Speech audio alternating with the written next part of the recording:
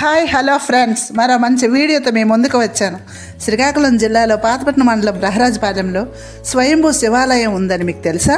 తెలియకపోతే ఈ వీడియో చూడండి, లైక్ చేయండి, షేర్ చేయండి, కామెంట్ కూడా చేయండి. మరి వీడియోలోకి వెళ్ళిపోదామా? శ్రీకాకుళం జిల్లాలో 38 మండలాల్లో పాతపట్నం మండలం ఒకటి. ఆ మండలంలో బ్రహ్మరాజపాలెం అనే గ్రామంలో స్వయంగా వెలిసిన శివాలయమే శ్రీ మంజునాథ మల్లికార్జున స్వామివారు. టెక్కల మండలం నుండి పాతపట్నం వెళ్లాలనుకునే వారికి బస్సు సౌకర్యం ఉంది, అలాగే ట్రైన్ సౌకర్యం కూడా ఉంది. టెక్కల నుండి సరిగ్గా 30 కిలోమీటర్ల దూరంలో బ్రహ్మరాజపాలెం గ్రామం ఉంది. పాతపట్నం ఊర్లోకి వెళ్లాల్సిన పని లేదు. పాతపట్నంకి 2 కిలోమీటర్ల దూరంలోనే ఈ దేవాలయం పొలాల మధ్య ఉంటుంది. శ్రీకాకుళం నుండి వెళ్లాలనుకునే వారికి బస్సులు చాలా ఉంటాయి. శ్రీకాకుళం నుండి పాతపట్నం నాకు 60 కిలోమీటర్ల దూరం ఉంటుంది, అంటే సుమారుగా గంటన్నర జర్నీ. శ్రీకాకుళం నుండి అయినా టెక్కల నుండి అయినా వచ్చిన వారు ప్రసిద్ధమైనటువంటి కొంగు బంగారం అమ్మలగన్న అమ్మ శ్రీ నీలమణి దుర్గమ్మ గుడి దగ్గర బస్సు దిగాల్సి ఉంటుంది. ఆ అమ్మవారి సమీపంలోనే శ్రీ మంజునాథ స్వామి వారి టెంపుల్ ఉంటుంది. చుట్టూ పచ్చని పొలాల మధ్యలో మామిడి తోట, ఆ తోట మధ్యలో స్వయంభూ శివాలయం. అబ్బా, చూడడానికి ఎంత బాగుంటుందో, ఎంత ప్రశాంతంగా ఉందో.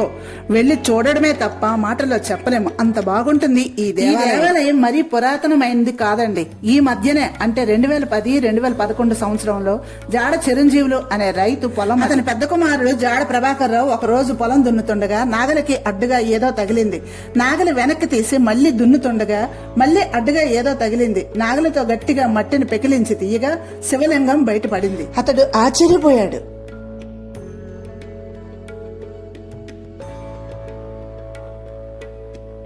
కొద్దిసేపటికి తేరుకొని తన అదృష్టానికి పొంగిపోతూ ఉద్వేగంతో ఊర్లోకి పరుగులు తీశాడు.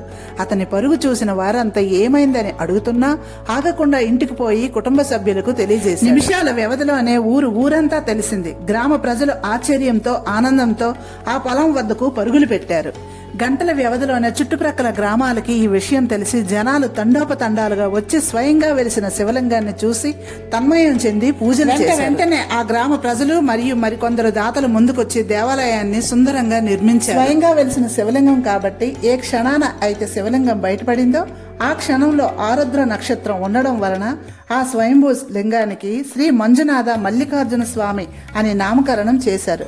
నాగలితో దున్నినప్పుడు నాగలి తగిలి శివలింగం పై భాగంలో చిన్న ముక్క కూడా విరిగిపోయింది. అది మనం గుడిలోకి వెళ్లి శివలింగాన్ని దర్శించినప్పుడు గమనించవచ్చు.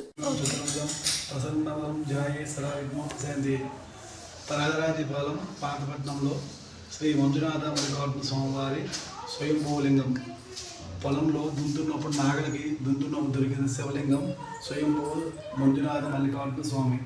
ఆరుద్ర నక్షత్రం పేరు మీద దేవుడు వెలిశాడు.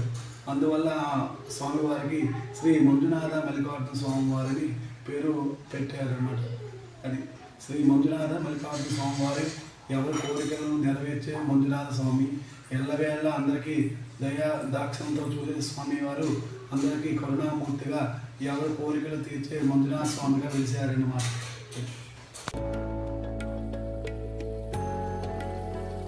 ఇక్కడ ఒక విశిష్టత ఉంది. అదేంటంటే జంట నాగుల విగ్రహం ఉంది. సంతాన ప్రాప్తి కోసం దంపతులు వచ్చి ఇక్కడ ఊయలలు కడుతున్నారు. అలా కట్టి వెళ్ళాక సంతానం కలుగుతుందని ఇక్కడ మాట. ఆ ప్రాకారంలోనే పార్వతీదేవికి విడిగా చిన్న దేవాలయం కట్టారు. అలాగే కుమారస్వామికి, గణేశుడికి కూడా చిన్న చిన్న దేవాలయాలు కట్టారు. చుట్టూ ప్రహారీ గోడని నిర్మించారు. ప్రతి సంవత్సరం కార్తీక మాస 4వ సోమవారం అన్నదాన కార్యక్రమం ఘనంగా ఇక్కడ నిర్వహిస్తున్నారు. అక్కడ స్వయంగా వెలిసిన దేవదేవుడిని ప్రతిరోజు దర్శించుకుంటూ తమ జన్మ ధన్యమైందని బ్రహ్మరాజపాలెం గ్రామస్తులు చెబుతున్నారు. ఆ గ్రామ సమీపంలో స్వయంగా వెలిసినప్పటి నుండి వారి బ్రతుకులు బాగుపడ్డాయని, వాళ్ళంతా అభివృద్ధి చెందుతున్నారని గొప్పగా చెబుతున్నారు. ఈ గుడి ప్రక్కనే బ్రహ్మరాజపాలెం గ్రామ దేవత అయిన బంగారమ్మ తల్లి గుడి ఉంది. ఈమెను మూగమ్మ తల్లి అని కూడా అంటారు. పూర్వం ఒక ఉపాసకుడు ఈ బంగారు తల్లిని తన ఆధీనంలోకి తెచ్చుకోవాలనుకున్నాడంట.